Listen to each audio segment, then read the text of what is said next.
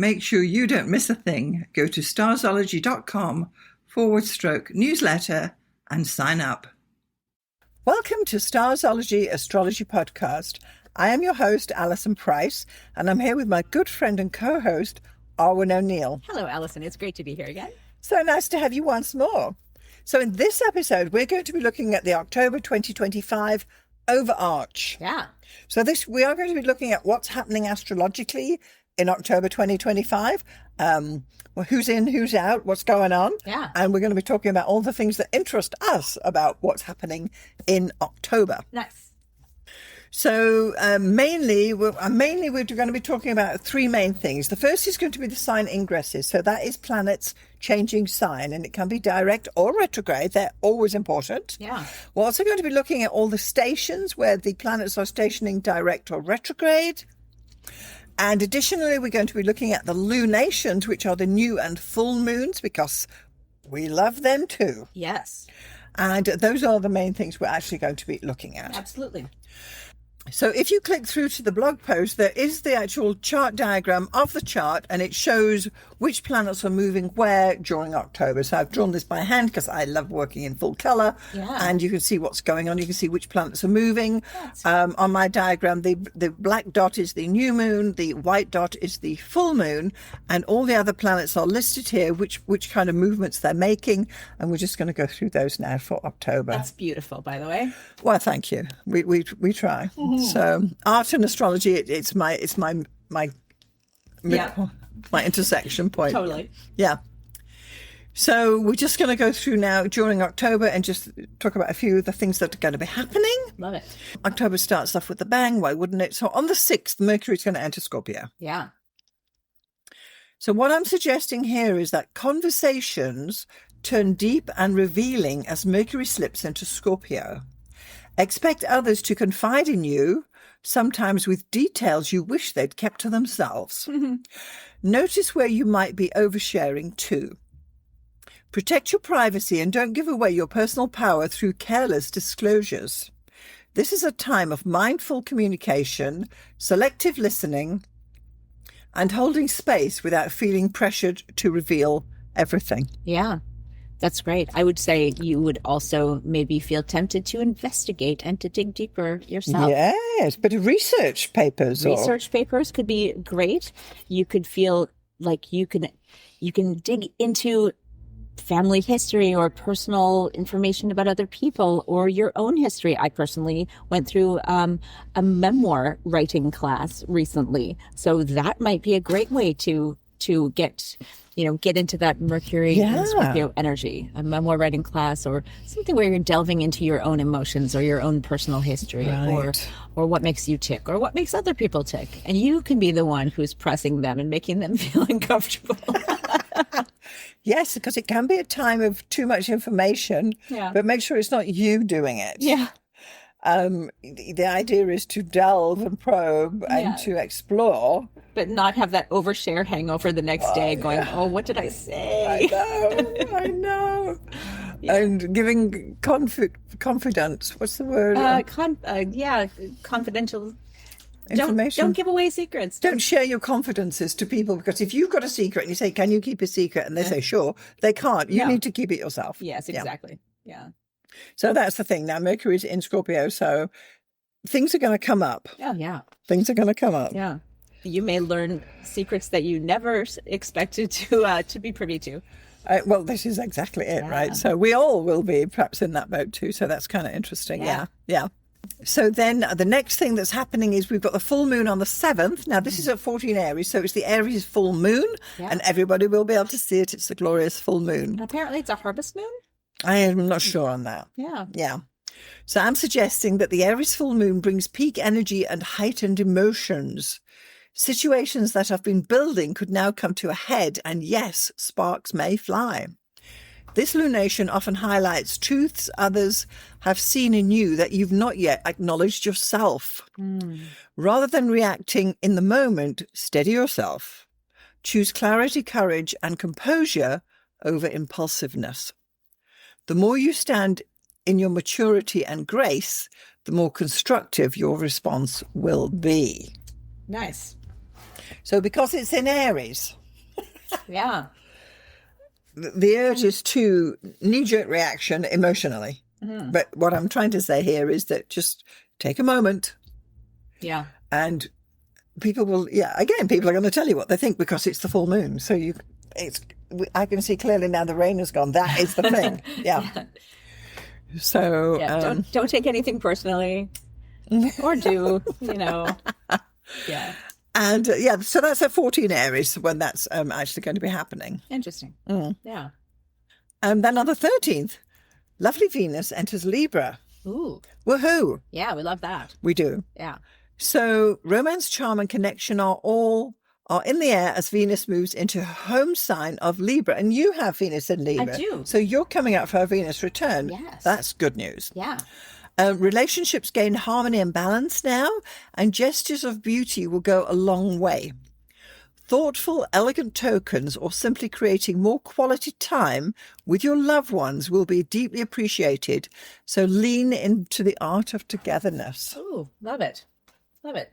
Venus is in her own sign. So this is the sign of partnerships, of coming together, of finding your ultimate life partner, of merging as one, and however you want to say it. Making a beautiful home, inviting people over and having a lovely time being the perfect host and hostess. Yes. Host or hostess. Yeah, celebrating partnerships. Yeah. And that's on the 13th, so that is a good thing. Yeah. So because Venus was previously in Virgo, where it wasn't comfortable, but now it's going to be much better. Yeah. You're done over analyzing. Now is the time to settle in and be happy that you've made the right choice. Yeah. Yeah. And you'll get the Venus return, meaning that Venus will come back to its natal position for you because you've got Venus in Libra. Yeah. And this is a good thing. Yeah. It's a time for, when you get a return, it's a time to recalibrate what Venus means in your life. Yeah. So. And what day is that exactly? That is on the 13th. Wow. Okay. That's fascinating. It just... Here's my first digression of the podcast. I have signed up for yet another of the burlesque shows that I like to do every once in a while. And the performance, well, actually, there are two. This is the first one I've ever done where there's two performances. They're on the 10th and the 11th of October. Well, it is. There it is. Yeah. So burlesque, for those who don't know, is... Oh, yes. Well, it's dancing. It's shaking your thing. It can be stripping, but it is not in all cases, and in my case, it is not.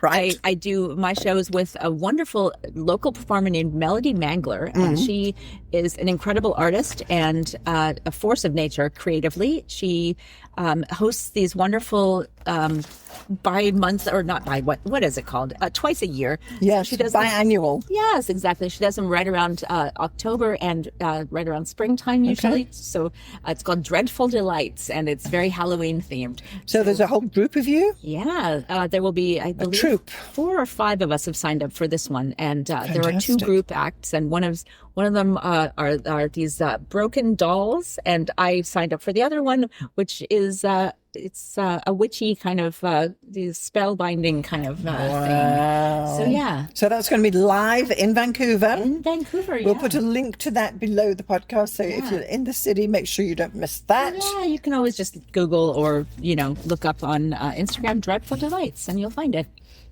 Yeah. But there you go. That's my Venus return in action. Wow, right there it is. Right there it is. And you heard it here first. That Arwynne's, see her live in Vancouver. Not to be missed. Not to be missed, yeah. What night is that? Is it a Saturday? Is it or Friday and a Saturday? Oh, okay. Fine. All right. Great. Yeah. Sounds good. There will be a recording, but yeah. Okay, so then when we get towards the middle of the month, when we get towards mid-month, on the 14th, Pluto is stationing direct at 1 degree Aquarius. Yeah. Now, Pluto stations direct. It's been retrograde for 4 months. It's going to go direct. This happens every year. Yeah. This time we're at 1 degree Aquarius. So I'm suggesting that Pluto turns direct, slowly grinding forward again in Aquarius. Yeah. So for Scorpio rising folks especially, this offers a subtle but noticeable shift in momentum. It's not the big wave yet. That's coming next month, but you may feel the pressure ease slightly. Use this pause to release lingering issues or patterns that are ready to be put to rest. So I'm saying this because it's Pluto which rules Scorpio. For sure. So Scorpio sun people will find relief as their ruling planet goes direct. Yes.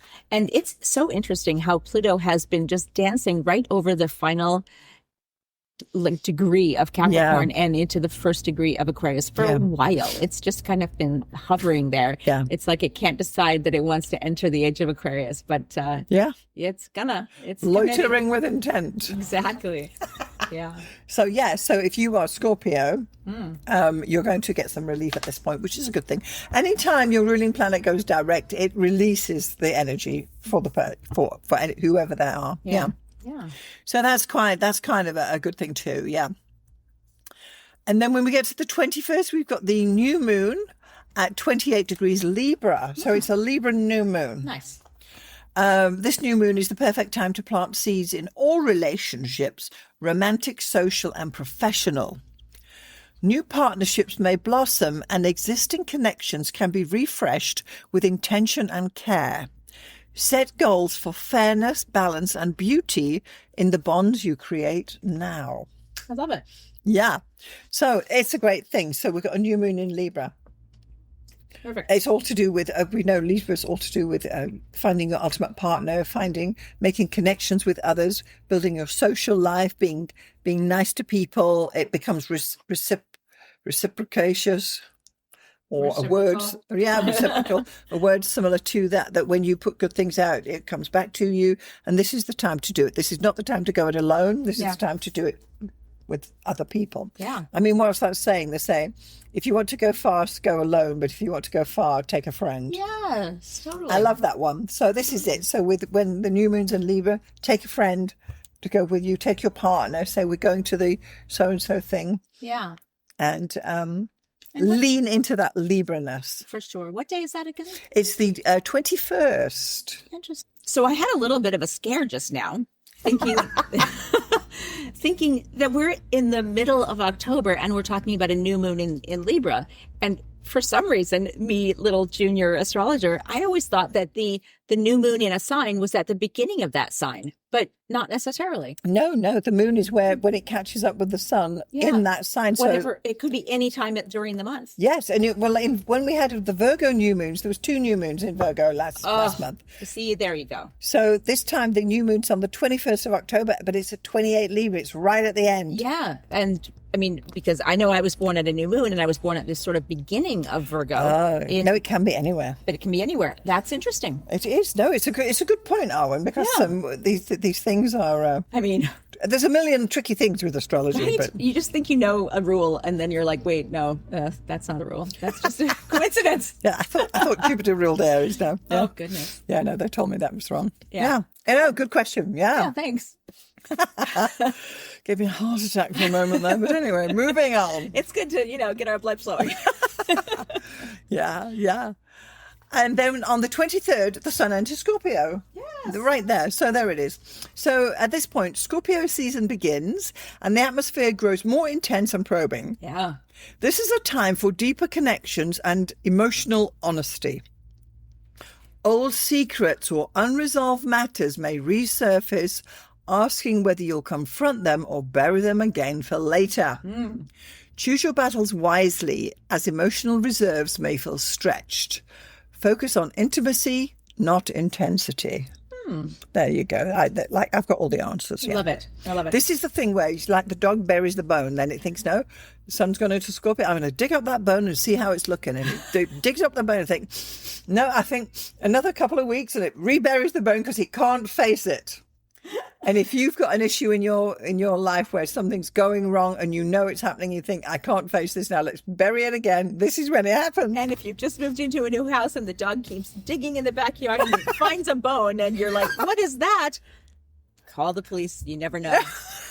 And this is where true crime and astrology intersect. There you go. Yes.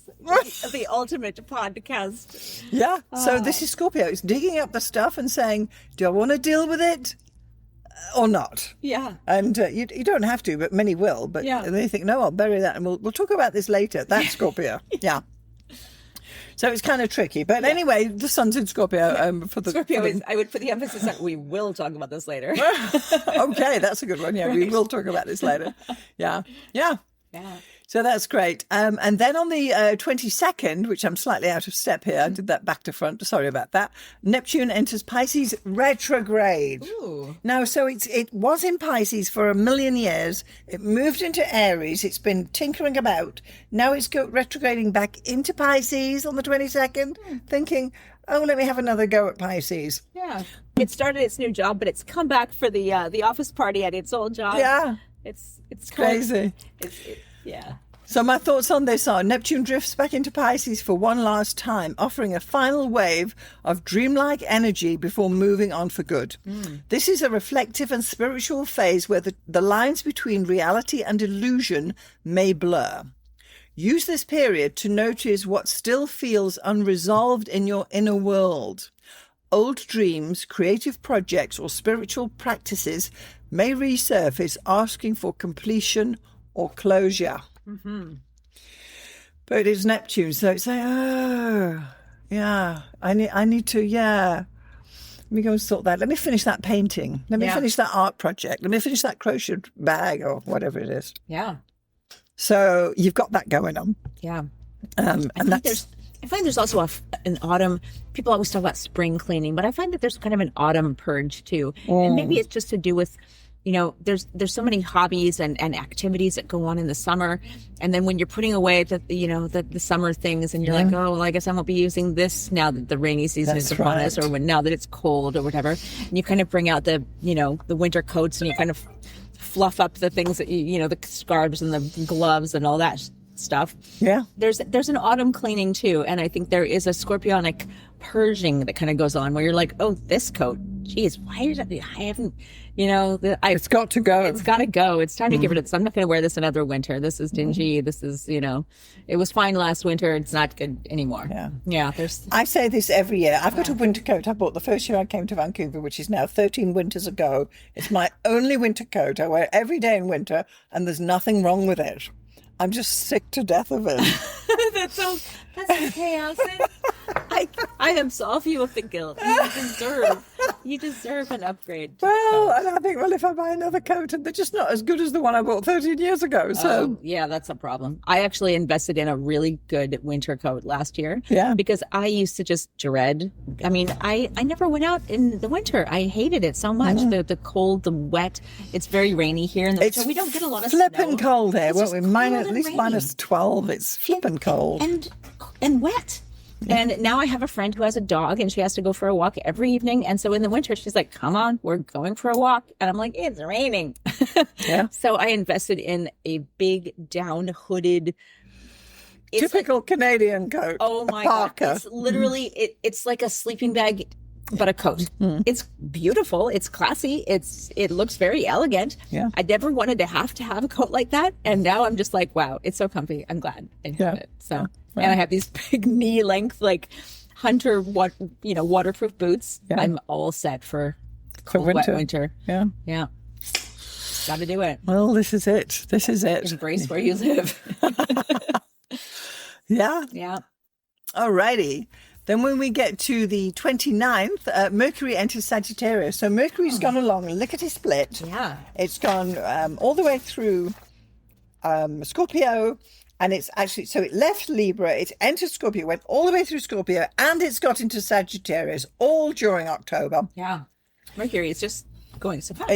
It's going lickety split. Yeah. So it's not well placed in Scorpio because it's in its detriment. So my thoughts are communication shifts gears again as Mercury strides into Sagittarius.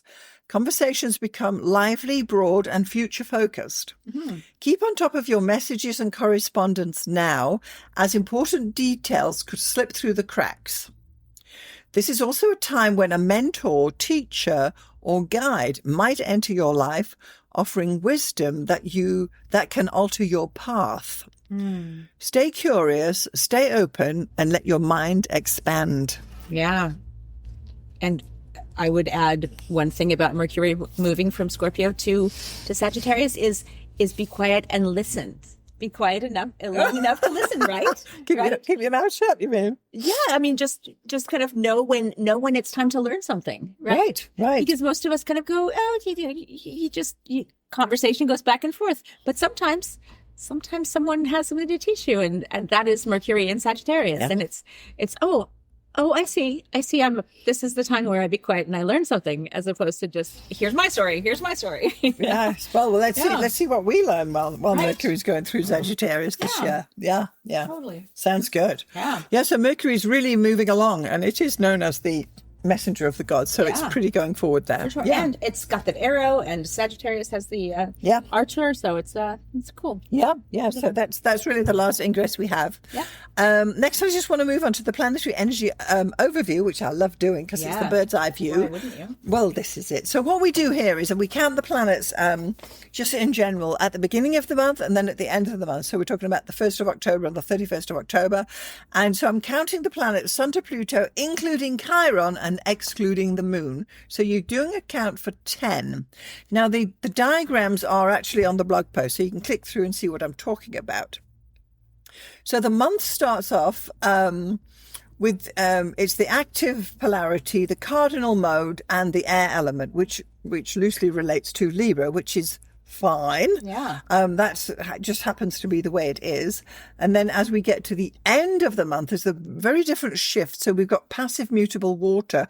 What this means is most of the planets are in passive mutable or water signs, which actually relates to the sign of Pisces, although everything's shifted into Scorpio. So there's this softer edge to this year. It's not always the case that we get this image, but if you go, as I say, if you click through to the blog post, you can see the diagram I've created there about where I'm getting this information, and it's just a way to give a bit of an overview that not every Scorpio season is the same, not every October is the same, and this year we happen to have this skewed theme towards Pisces, which is water, softer, a gentler feel. That is super interesting. So that's just my idea about how you do these things. And of course, I'd love to hear everybody's comments about it. But that's really where these things are going from. Yeah. So just as a bit of a wrap up, what I'm saying about October's main theme, I just want to say that this month calls for balance between depth and lightness. With so many planets moving into signs of intimacy and relationship, you'll be asked to share wisely, connect intentionally, and stay open for growth. The key is discernment and knowing when to lean in and when to hold back.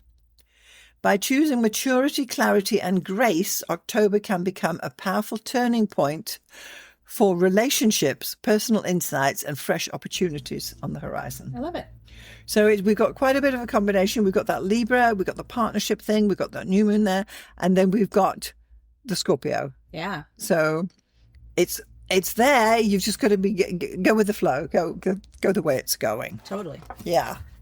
Okay, so on October the 31st, it's actually Halloween, and this is one of the 8 pagan festivals that we talk about. So what actually happens is here the sun is at 15 degrees Scorpio, and that's also known as a cross quarter day. So we celebrate Halloween. Yeah, definitely.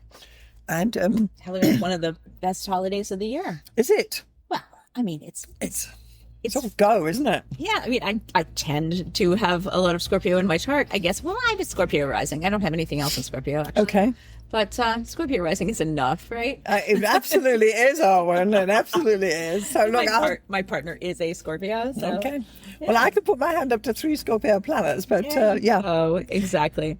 It's so funny. I used to work with this lady. It was a international company, and so everyone was spread across the globe. And she was in some suburb of London, and she was always laughing about how much of a big deal we Americans or North Americans make of Halloween. Yeah. And she said, "Oh, my kids this year have gotten so into Halloween, and they want to go trick or treating, and it's like that's not really a thing here."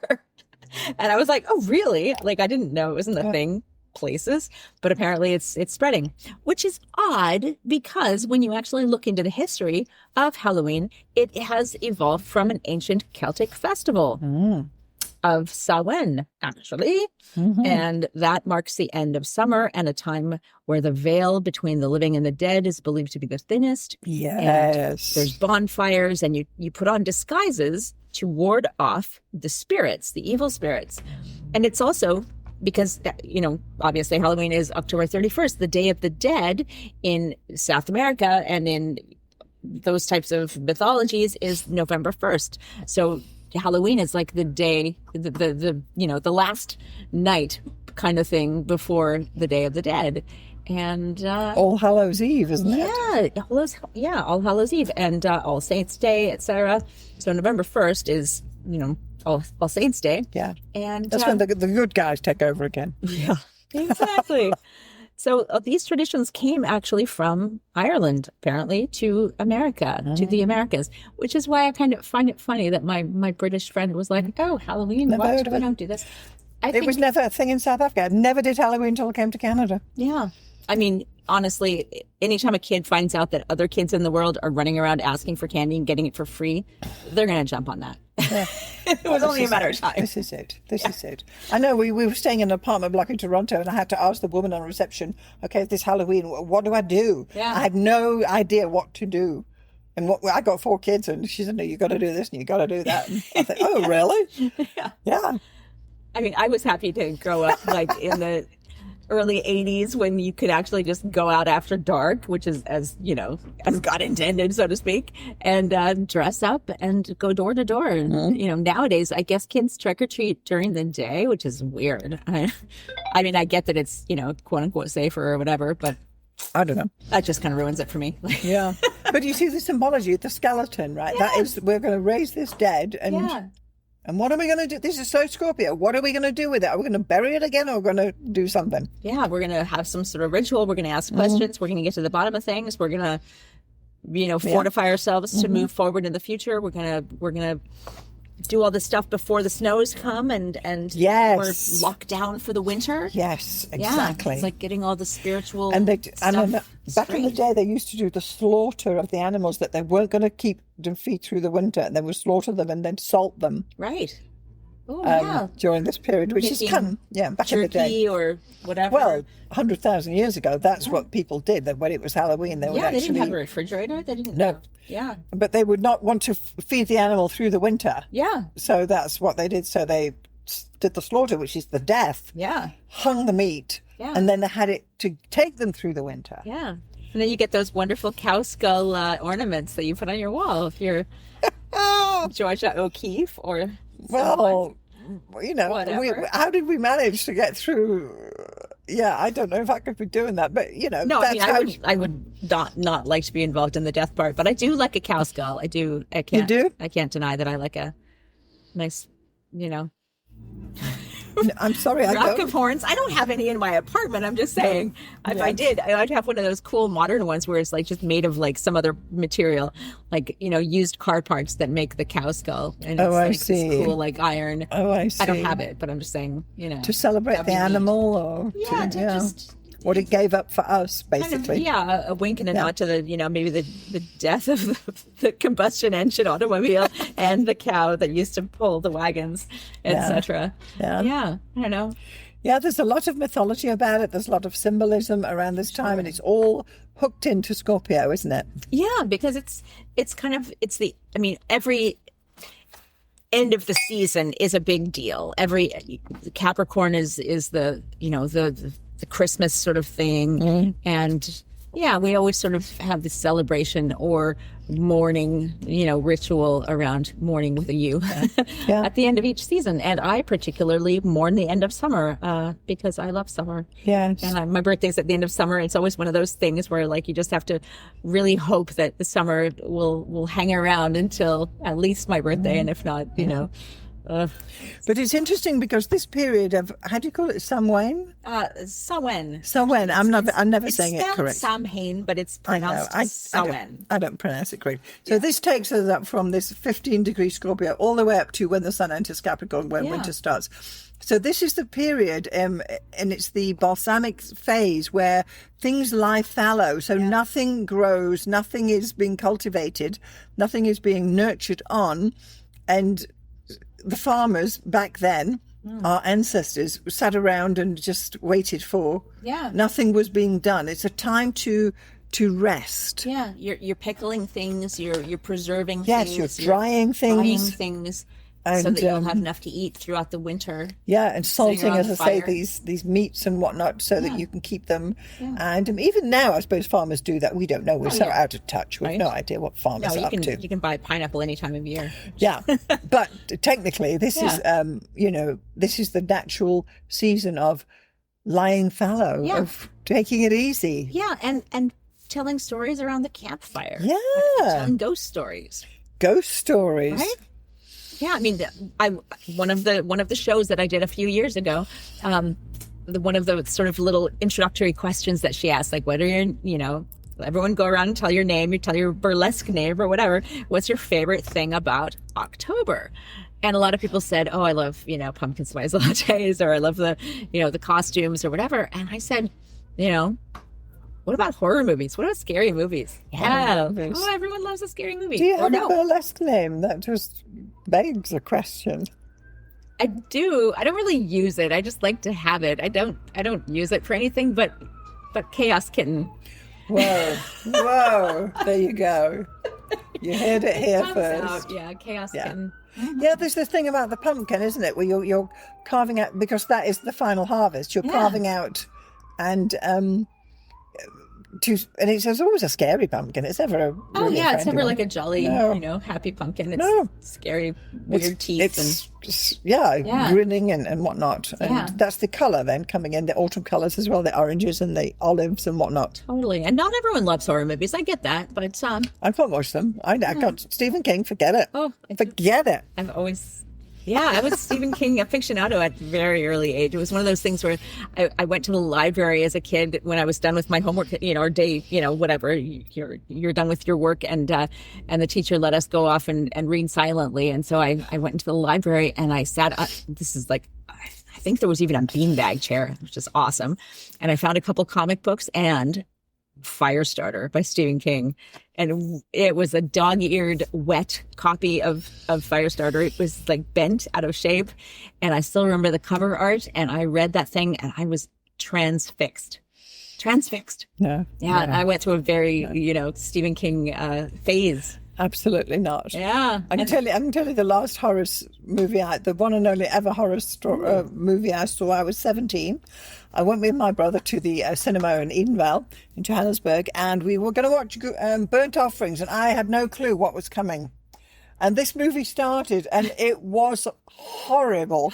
And I was hanging onto his upper arm. I couldn't look, and I was gripping. And even the music was driving me insane, and he wouldn't leave the cinema. And I was too scared to move. Oh, no. And I don't know if you've seen that. Burnt Offerings. Yeah, well, I've anyway. heard of it. I haven't seen and it kept me awake with nightmares for months after that. No. And the next day, he'd got bruises from his elbow to his shoulder where I was gripping his arm so tight. I was so scared. Oh my gosh. Scared to death. And I don't do horror movies since then. You see, apparently that's one of the things.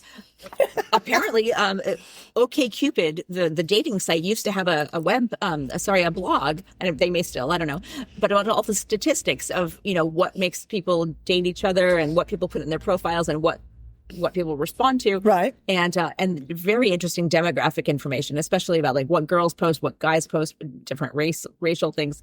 Just very fascinating.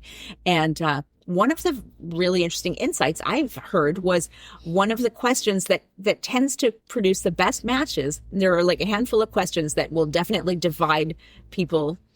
And one of them is, do you like horror movies? Oh. Isn't that weird? I would never think of that. But apparently, absolutely when you're not. dating, that is one of the questions that really divides a certain type of person who will not be a good match for you if you disagree about that. I absolutely, it's not. I just need to hear the music and we're done. Yeah. I'm not, I just can't watch it. It's just, what? Another one of the questions. Disturbing. Another one of the questions that divides people is, do you grammatical errors bother you? Yes. I know we agree on that. But yeah, apparently if you don't agree on that, you won't be a good couple. But so what do you think is going to be the horror movie for 2025? Do you have any ideas what's coming through the pipeline? Oh my gosh, no, but I do have a TV show, and it's Alien Earth, and oh my God, I am so looking forward to it because I'm a huge Aliens fan, and this is the latest in the franchise. It's a prequel series, and I believe it's I believe it's Noah Hawley. I don't want to say the wrong guy, but it's the same guy who did all the Fargo TV shows and Legion. And I know I'm just babbling now nonsensically, but I love him. He is the most brilliant showrunner. And the fact that he's taken over the Alien franchise, which is one of the most near and dear to my heart, is so wonderful. And I know there's a few episodes in already. I don't have Disney. I'm going to have to get it so I can watch Alien Earth. Yes. I'm very excited about that. God. Here speaks Scorpio rising. Girl. Scorpio rising. So crazy. Yeah, no, I won't even...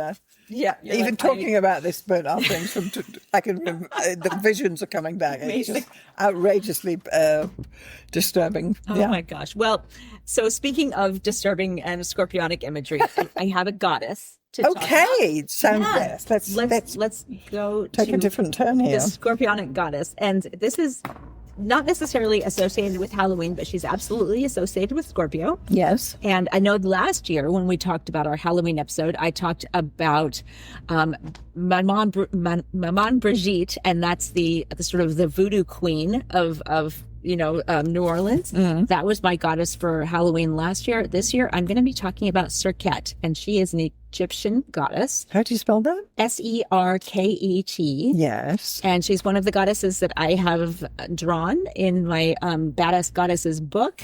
Right. And I'm going to do a blog post, which we'll link to. We're going to link to. But she is... You're going to talk about her myth in your post, Absolutely. All about it and what we need to know. Ooh. Absolutely. But I will give a bit of a sneak preview. She is an Egyptian goddess. She's known as the protector against venomous stings and bites. Ooh. Especially scorpions and snakes. You see, these are such symbols. Exactly. And I mean, I don't know how prevalent scorpions were in Egypt. Apparently they were. Yeah. I know in the They south. still are. Yeah, in the south of the U.S., they're huge.